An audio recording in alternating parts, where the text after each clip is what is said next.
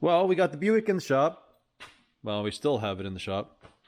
But the plan is to actually get that window fixed, get this tune right, and take it for a rip and call her done.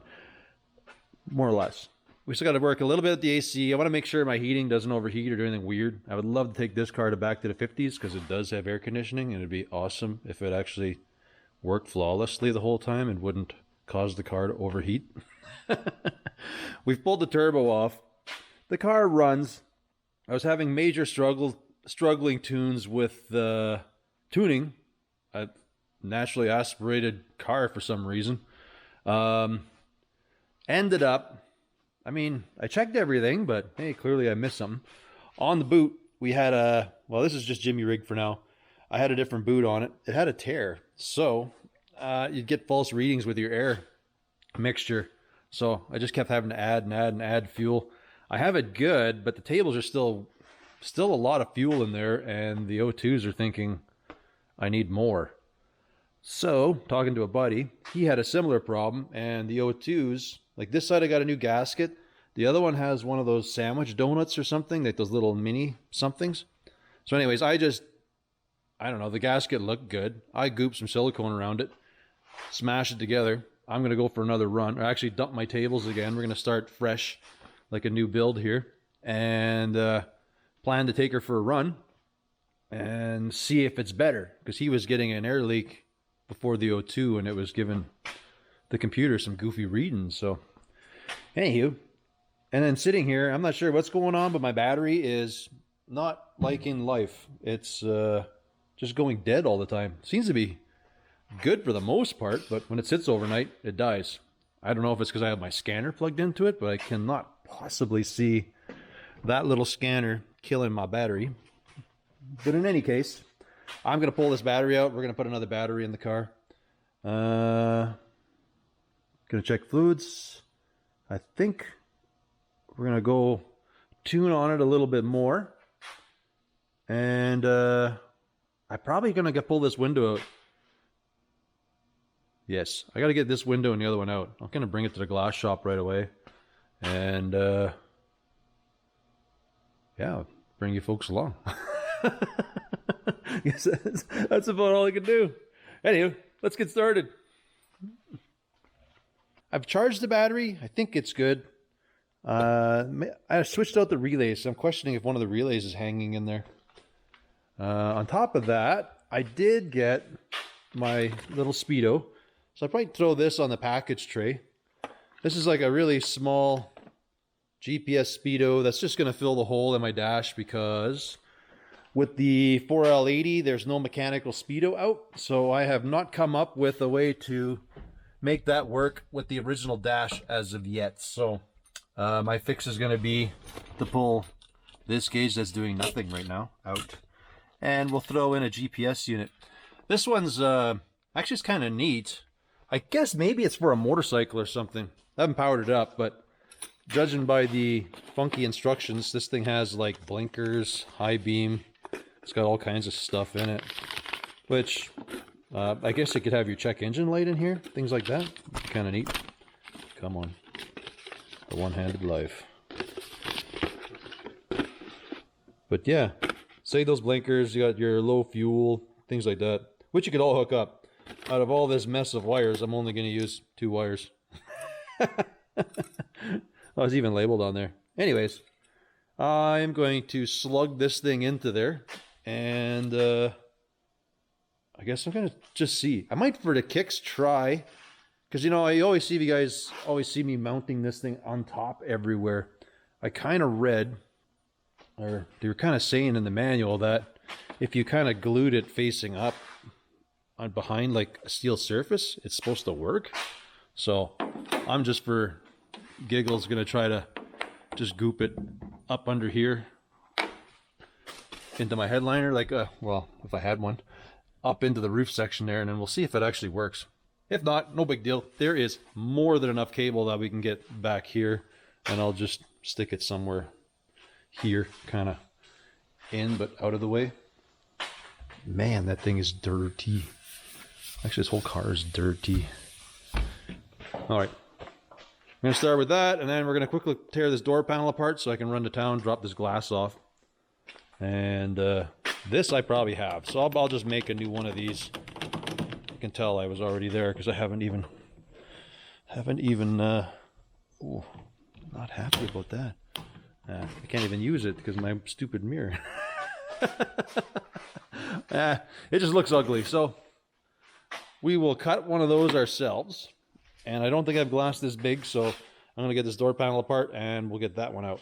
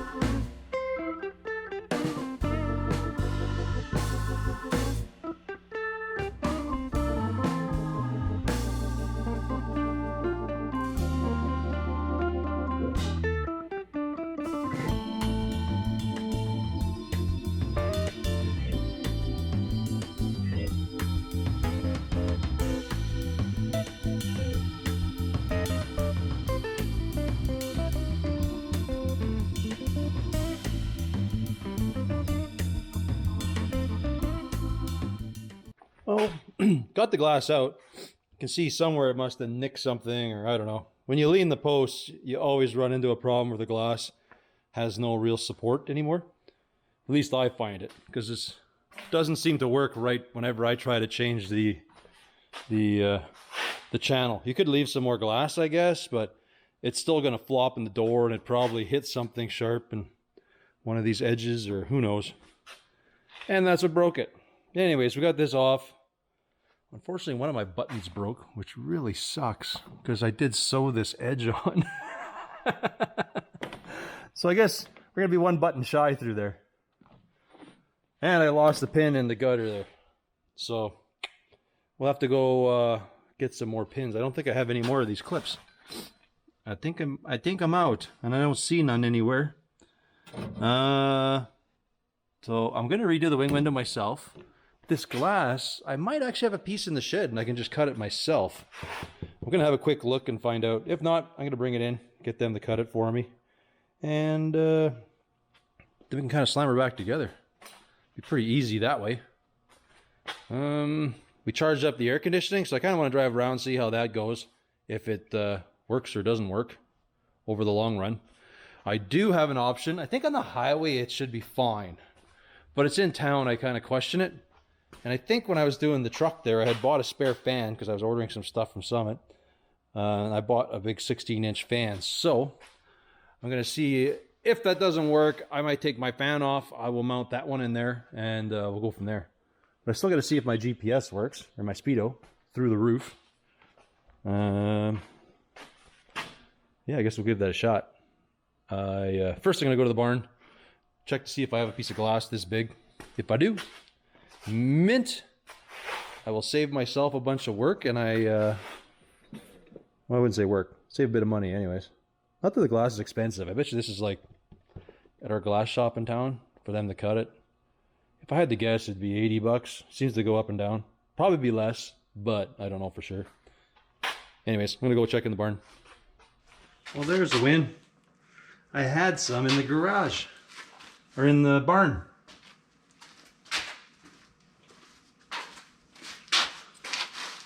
So I just got to get this off.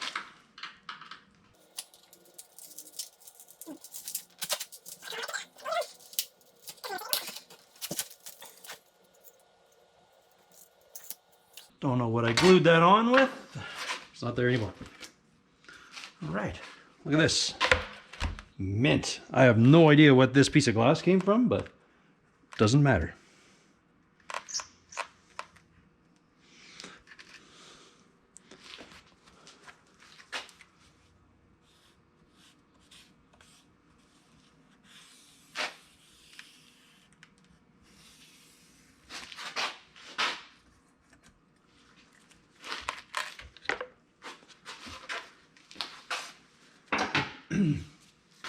But what it means is I don't have to buy anything, so that's cool. I don't know how straight this is. People have said, why don't you use a straight edge? Because it's not straight. That's why I don't use a straight edge. Alright, grab that.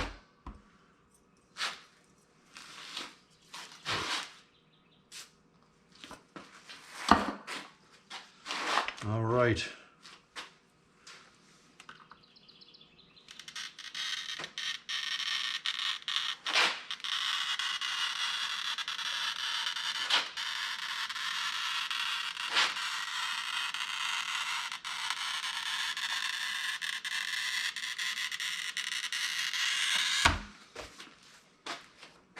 That looked more or less straight.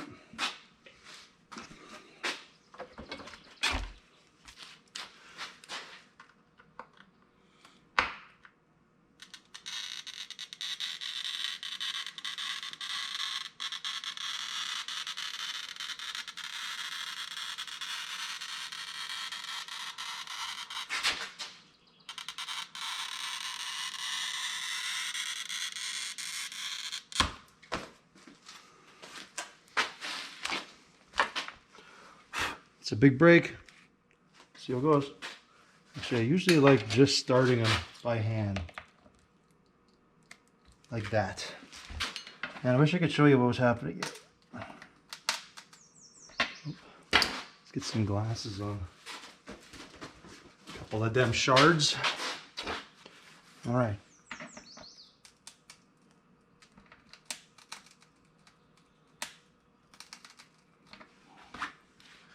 Doesn't want to take. All right, there we go.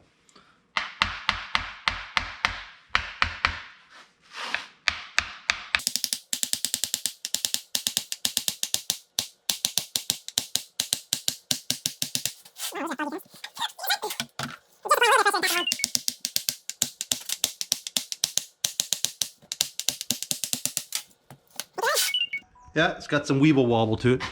Unfortunately, I don't have rubbing alcohol. I know you folks keep mentioning that because this gets too hot too fast, but this is all I got.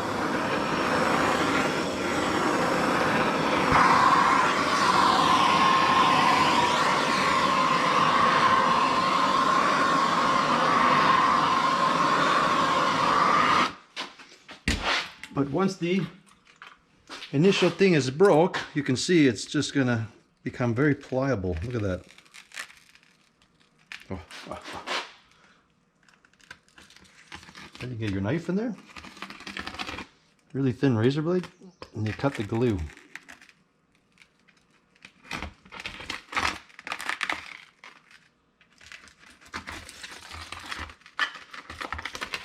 Just like that. It's good. It's good.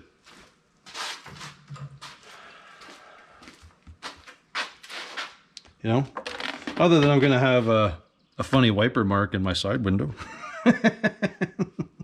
Not a big deal. Not a very big deal. All right, now we score and score.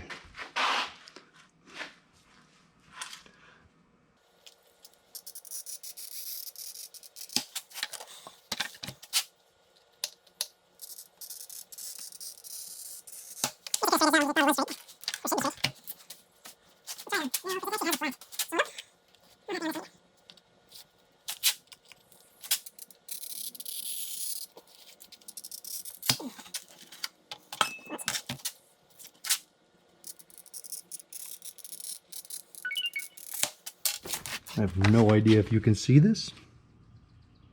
If I cut myself out, see if I pull up, you should be able to just see that line just starting to zip underneath. Kind of see it just kind of scooting. So you know you're good. And it's very light pressure you're putting on it. I don't like pushing down. I like to pull up to see whatever's happening. So it's much easier for me to pull up and follow this. See? Ooh, look at that. Bendy, bendy. I don't even know if I have to heat this one. You're probably supposed to, but I can just get through there.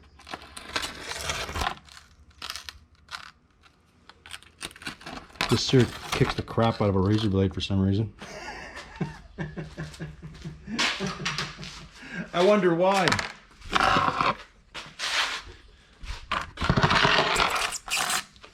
I wonder why. Why would that be? All right, here's a longer one all over the place. Oop. Okay, started there. Started. Shouldn't say started. It's going. Now we'll flip and do the same.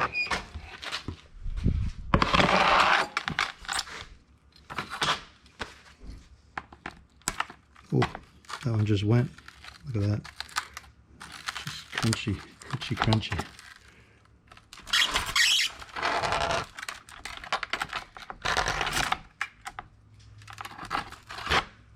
Ta-da! All right, now I'll just throw a mask on, clean this up, slam her back in the car. We'll have to round these edges, but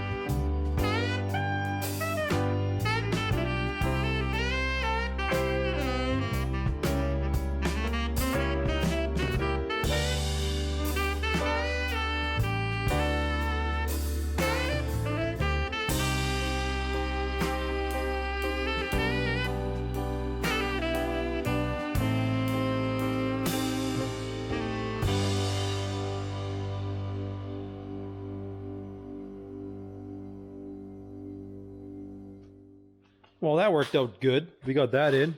There was enough of this glass not broken to do this one. I mean, I did screw up in a few bits, but I'll just cut another one if that one goes bad. The door glass actually worked out really well and cost $0, so that was good.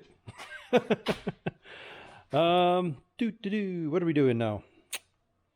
Got it running not too bad. My exhaust does rattle underneath, so I'm gonna have to clearance that a little bit. Either, I don't know. I'm gonna figure it out when I get it up. Was there anything else I wanted to do under there? I think that was pretty much it under there, just that annoying noise. But do some more driving. But it's getting pretty good.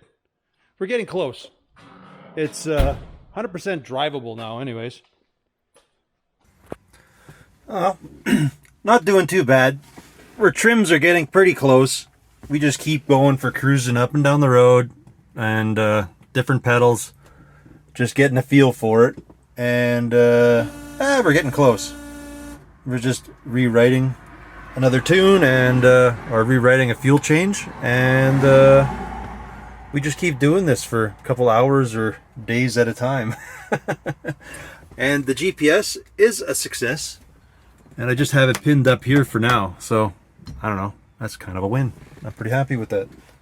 Anyways, I'm gonna keep rocking this some more till I'm happy, and then I don't know, I think we're just about done. I got to do some fuzzies on that door like we did here, which got rid of the rattles, so that's a win. And I don't know, just clean it up and do whatever. I think I'm gonna give her a wash right now and head home. I think call her a day. Pretty much done playing with this thing. Do something else more fun, I think.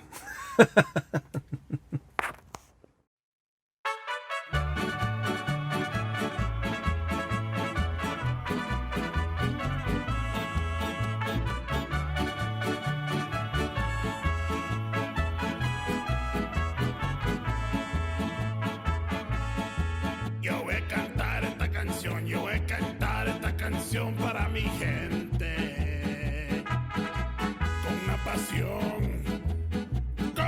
pasión tan fuerte.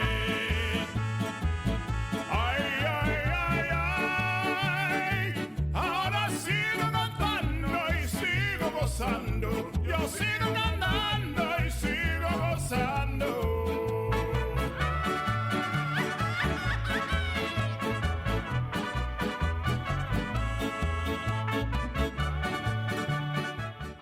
Okay, where do we go? It's been a miserable couple days. So as you can see, I got a 6-liter on the floor where there's just an endless supply of problems that happened there. Now we have a 5.3 in here, to which you've seen me doing that switcheroo. I don't know what was happening. There was something messed up with the injectors or something on the one side. It ended up washing a cylinder out on the motor. So I kind of, or actually a couple cylinders on the passenger bank. So I figured it was injectors, or I don't even know what really happened there. I know I had swapped some on there. It made no difference, that coils. Then we realized the compression was low, and I'm like, oh man, too late. Threw this one in, doing the exact same thing, and ended up being the pressure regulator, which is crazy. I checked the fuel pressure numerous times and it was good, nothing weird. This one side ran great, this side was just flooding to the nines. Don't know, can't explain it. Did multiple injectors, we did everything. I tried it all over again, still was the same thing happening with this motor, but we kind of knew there was a problem right away. Anyways, figured that all out, got it going. Was still stumbling, doing some weird stuff. I pulled out my janky fuel pressure tester thingamabob bench. It's actually when I was decapping, I was using this thing, so you can kind of measure and make sure they all flow the same. In the world of decapping, what is that? You actually grind the bottom off a stock injector, because I don't know if you can see. There's like a restrictor plate almost on there. So if you grind that plate off, it exposes this little marble. And then usually you can go from a 25, 27 pound to 70, 75 pounds. Usually seems to be about right. So I kind of use this to meter it and make sure they all flow the same, which is just an old fuel pump in a bucket. I just have some, I don't even know what it is, Varsol or something like that to wash and clean out the injectors. But on this case, I have that. I have an Adreno that I built for doing cleaning and stuff, but I don't know where my power thing is for it. And it would kind of cycle and do a series of pulses and things like that. Anywho, put my injectors on, cleaned them. They're all flowing good. I'm to the point, I don't know, but it is working. So, end of the babbling, it's working. Oh my goodness. It's been a rough few days, I'm telling you. Well, so far not bad. Just a little gutless, but hey, it is what it is. I just want to drive it. We want to get some miles on it. Just been up and down. Just been tweaking it a little bit, but nothing major. You can only get so much out of a 5.3. That's stock. The only thing helping it, I guess, will be that I got that stall converter and stuff in there, which eventually I'll pull out, and then we'll kind of redo this motor and put that transmission combo in, hopefully in something lighter with the turbo, and it'll actually do what it was supposed to do. But my battery is obviously junk, so we're just kind of charging it up. Gonna deal with do our thing while I do a little more tweaking on the fuel table a bit, just to try to make it a bit of a fuel miser. It's kind of the plan. Anyways, I'm going to move stuff around. I want to get that T in the garage. After all this fiasco, I really don't feel like playing with any of these LSs for a while. Dynamo, man, that was sucky. So we are back in business. She doesn't have the lumpity lump, but I don't care. I just want this thing to work and be reliable. Basically, we're taking off in a few weeks here. We're doing to back to the 50s. So this is the car. A couple of us are cruising down. So we want to take this one. We got to do the air conditioning. You were watching me charge it up. It's probably the wrong way to do it, but I basically, when I charge it up, I just have one of these kits. The recharges actually are getting really cheap, but this is still super cheap. I don't know. I use it because I don't care about the systems. I actually just use dust off. I got on Amazon, I got one of these can punches. Let's see if there's anything left in here. If I can do this. Oh yeah. So essentially it's just a can punch. It punches your can. It's bada bing. Puts a hole, does that. You have to watch though, if you do use this stuff, there's this defluorethane or something it's called. Whatever. My finger's above it. Hopefully you can read that. You need that in the can, and that's actually what cools the system, apparently. I'm not going to deny it. It works. It's cheap, because up here I can get a 6-pack of this stuff for 20 bucks at Costco, and I can fill, like, depending on the size of the system, one of these will fill the system in that car. So anyways, we are good to go. We're gonna go for a burn, take her out for supper, make sure everything's all good. We'll see if it can still do burnouts. But anyways, I think that's where I'm gonna leave this one. I want to thank you folks for sticking around through the misery that is this job on this thing. But as always, thanks for watching, and we'll catch you on the next one. Later.